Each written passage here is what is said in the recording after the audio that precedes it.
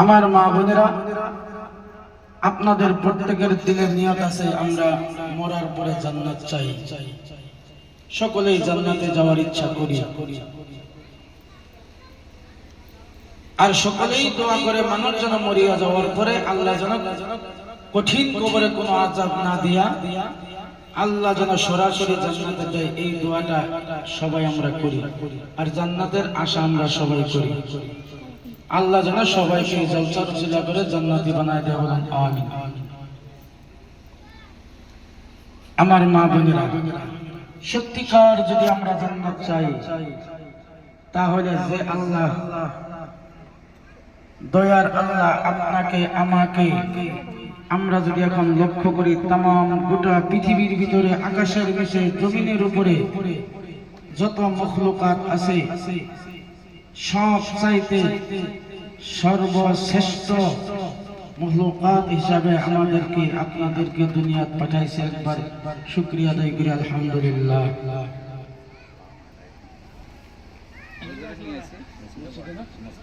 নামাজ আদায় করে পরে ইমাম সাহেব মেহমান বাড়িতে নিয়ে যাবো। ঠিক আছে, আমি যাই, আমি থাকি, আপনি থাকতেন না?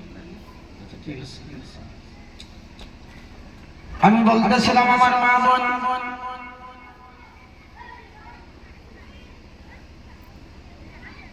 সবাই আমরা জান্নাতে যাওয়ার আশা করি, কেউ যেন জাহান্নামে না যায়, আল্লাহ যেন কাউকে জাহান্নামের আগুনে না পাঠায়।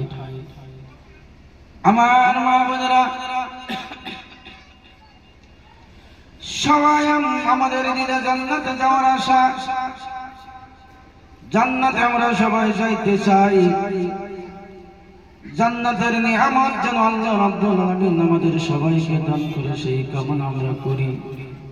কিন্তু আমার মা বোনেরা, যদি সত্যিকার আমরা জান্নাত চাই, জান্নাতের আশা যদি আমরা করি, তাহলে আল্লাহ রাব্বুল আলামিন তামাম দুনিয়ার ভিতরে, আকাশের নিচে, জমিনের উপরে যত মখলুকাত বানাইছে, আমরা যদি একটু লক্ষ্য করি, আল্লাহ যদি ইচ্ছা করত আমাদেরকে মানুষ না বানায়া, জঙ্গলের জানোয়ার বানায়া, গাহুরি বানায়া, কুত্তা বানায়া দুনিয়াতে পাঠাইতে পারত।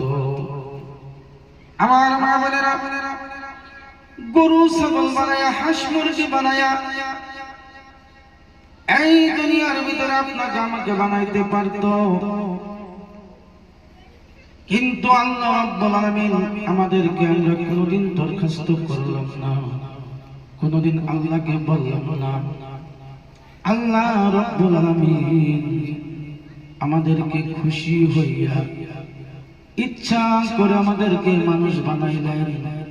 শুধু মানুষের ঘরে জন্ম দিলেন না, এমন দৌলত আমাদেরকে দান করলেন, যেই নবীকে আল্লাহ না বানাইলেন আকাশ বানাইতো না, জমিন বানাইতো না। যেই নবীকে না বানাইলে চন্দ্র, সূর্য, যুদক, জাহান্নাম, বেহেশত কিছুই বানাইতো না। যেই নবীকে না বানাইলে আল্লাহ রাব্বুল আলামিন আকাশের চন্দ্র, সূর্য কিছুই বানাইতো না। যেই নবীকে না বানাইলে আল্লাহ রাব্বুল আলামিন আপনাকেও বানাইতো না, আমাকেও বানাইতো না। সেই বিশ্ব নবী, সেই মহান নবী, মহান নবীর উম্মত বানায় আপনাকে আমাকে পাঠাইলেন। কেন পাঠাইলেন? আল্লাহ পবিত্র কোরআনের মধ্যে তো সুন্দর করে বলেছেন, ওমা খালাকতুল জিন্না ওয়াল ইনসা ইল্লা লিয়াবুদুন। আমার মা বোনেরা, গভীর মনোযোগ দিয়ে শুনেন। আল্লাহ রাব্বুল আলামিন মানুষ এবং জিন্নাতকে এই দুনিয়াতে পাঠাইতো না, একমাত্র উদ্দেশ্য হইল, আল্লাহ কোরআনে বলে দিয়েছে, মানুষ এবং জিন্নাতকে আল্লাহ রাব্বুল আলামিন একমাত্র ইবাদতের জন্য সৃষ্টি করেছে। আল্লাহ রাব্বুল আলামিন একমাত্র আল্লাহর ইবাদত আমরা করব, মা বোনের আল্লাহর ইবাদত করবেন, জিন্নাতে আল্লাহর ইবাদত করবে, সেই উদ্দেশ্য করে আল্লাহ রাব্বুল আলামিন আপনাকে আমাকে এই দুনিয়াতে প্রেরণ করেছে। যদি যেই উদ্দেশ্য নিয়ে আমাদেরকে পাঠাইলেন, এই উদ্দেশ্য যদি আমরা পূর্ণ করি, আল্লাহর ইবাদত যদি করি, 5 ওয়াক্ত নামাজ যদি আমরা আদায় করি, বছরে 30টি রোজা, একটা রোজাও যাতে কোনো কারণে ছাড়িয়ে না দেই,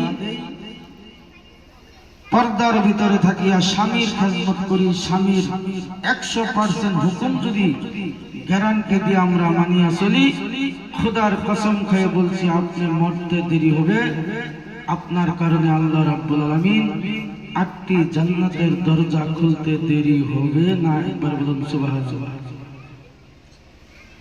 আমার মা বোনেরা, আল্লাহ জান্নাত বানাইছে আপনাকে দেওয়ার জন্য। আল্লাহ জান্নাত বানাইছে আপনাকে আমাকে দান করার জন্য। আল্লাহ জান্নাত বানাইছে, জান্নাতের যত নিয়ামত আছে, জান্নাতের যত নহর আছে, জান্নাতের যত বালাখানা আছে, সকল বালাখানা আপনার কারণে আমার কারণে বানাইছে, অন্য কারো জন্য আল্লাহ বানাই নাই। কিন্তু আমার মা বোনেরা, আমরা জান্নাতের আশা করি, নামাজ পড়ি না, আমরা জান্নাতের আশা করি, রোজা রাখি না, আমরা জান্নাতের আশা করি, স্বামীর হুকুম মানি না, আমরা জান্নাতের হুকুম করি, পর্দা করা ফরজ পর্দা করি না, আমরা জান্নাতের আশা করি, হালাল হারাম চিনিয়া খাওয়া দাওয়া করি না, আমরা জান্নাতের আশা করি, আল্লাহ নিষেধ করেছে সামান্য পরিমাণ সুদ যদি তুমি খাও, সুদ যদি তুমি দাও, তাহলে মায়ের সঙ্গে জিনা করার মতো গুনাহ তোমার আমলনামায় লেখা হয়। কিন্তু আমরা জান্নাতের আশা করি, আবার সুদের মধ্যে টাকা লেনদেন করি। আমরা জান্নাতের আশা করি, স্বামীর সঙ্গে তর্ক করি। আমরা জান্নাতের আশা করি, স্বামী যদি কয় পূব দিকে যাও, আমি পশ্চিম দিকে দৌড়ে চলি। ও আমার মা বোন, আমি জান্নাতের আশা করি, বাজারে যাওয়া নিষেধ কিন্তু বাজারে যাই। আমি জান্নাতের আশা করি, বেপরদায় গোসল করিও না, উলঙ্গ হইয়া অর্ধ উলঙ্গ হইয়া আমরা গোসল করি। তাহলে বিবেচনা করুন, বিবেক করুন, বুদ্ধি দিয়ে বুঝেন, তাহলে আমাদেরকে আল্লাহ জান্নাত দিবে কি? আমার মা বোনেরা, সত্যিকার জান্নাত দিবে, তাতে কোনো সন্দেহ নাই। কারণ জান্নাত আপনার কারণে আল্লাহ বানাইছে, জান্নাত আমার কারণে বানাইছে। আল্লাহ যেইভাবে বলছে তুমি আল্লাহর ইবাদত করো, 5 ওয়াক্ত নামাজ পড়ো, বছরে 30টি রোজা রাখো, জিকির আজকার করো, ফকিরকে দান খয়রাত করো, নিয়মিত ভাবে তোমার স্বামীর হুকুম গুলো মানিয়ে চলো, সন্তানের খেদমত করো, তোমার সন্তানগুলি মাদ্রাসায় লেখাপড়া করো, ইলমে দ্বীন শিক্ষা দাও, 24 ঘন্টা সময় তুমি নামাজের হালতে কাটিয়ে দাও, 24 ঘন্টা সময় আল্লাহর ভয় তোমার অন্তরে রাখো। আল্লাহ রাব্বুল আলামিন পবিত্র কুরআন শরীফের মধ্যে খুব সুন্দর ভাবে বলিয়া দিয়েছে, ওয়াসিকাল লাযিনা তাকাউ রাব্বাহুম ইলাল জান্নাতি যুমারা হাত্তা ইযা জাউহা ওয়া ফুতিহাত আবওয়াবুহা। আমার মা বোনেরা, সত্যিকার যদি আপনার দিলে আল্লাহর ভয়, 24 ঘন্টা জিন্দেগি, হায়াতে জিন্দেগি আল্লাহর ভয় যদি আপনার অন্তরে আছে, আপনার অন্তরে যদি সদা সর্বদা আল্লাহর ভয় আপনার বাজায় রাখুন, আল্লাহর ভয় যদি আপনার অন্তরের মধ্যে আছে, আল্লাহ বলেছে যেই সকল মা বোনের অন্তরে আল্লাহর ভয় আছে, কিয়ামতের দিন আল্লাহ রাব্বুল আলামিন দলে দলে জান্নাতে যাওয়ার অনুমতি দিবে। বলুন সুবহানাল্লাহ।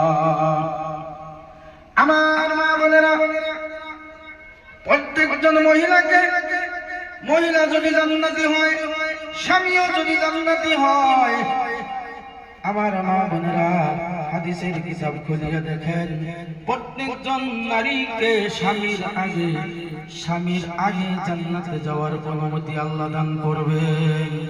তার কারণ হইল আমার মা বোনেরা নারীকে আগে জান্নাতে দিবে। নারীরা জান্নাতের ভিতরে ঢুকিয়া জান্নাতের মজা পাইয়া যে সময় স্বামীরা জান্নাতে যাওয়ার দরজায় হাজির হবে, প্রত্যেকজন নারীরা নিজের নিজের স্বামীকে ওয়েলকাম জানাইয়া, স্বাগতম জানাইয়া, বিভিন্ন ধরনের স্লোগান দিয়া নিজের নিজের স্বামীকে জান্নাতে ঢুকাইয়া দিবে। বলুন সুবহানাল্লাহ। আমার মা বোনেরা, সেই জন্য আপনি বলছি, আপনারা যদি 5 ওয়াক্ত নামাজ পড়েন, বছরে 30টি রোজা কায়েম করেন, রোজা যদি একটাও কাজা না করেন, স্বামীর হুকুম মানিয়ে চলেন, পর্দার বিধান মতো যদি আপনার জিন্দেগি অতিবাহিত করেন, পর্দার বিধান মতো যদি আপনি গোসলখানায় গোসল করেন, পর্দার বিধান মতো যদি আপনি রাস্তাঘাটে চলাফেরা করেন, আপনার জীবনটা যদি, কারণ আপনার মাথার চুল থেকে পায়ের পাতা পর্যন্ত যত অঙ্গ প্রত্যঙ্গ আছে, যত শরীরের মধ্যে যত অঙ্গ প্রত্যঙ্গ আছে, আল্লাহ রাব্বুল আলামিন একমাত্র আপনার স্বামীর কারণে হালাল করে দিয়েছে, অন্য পুরুষের কারণে হারাম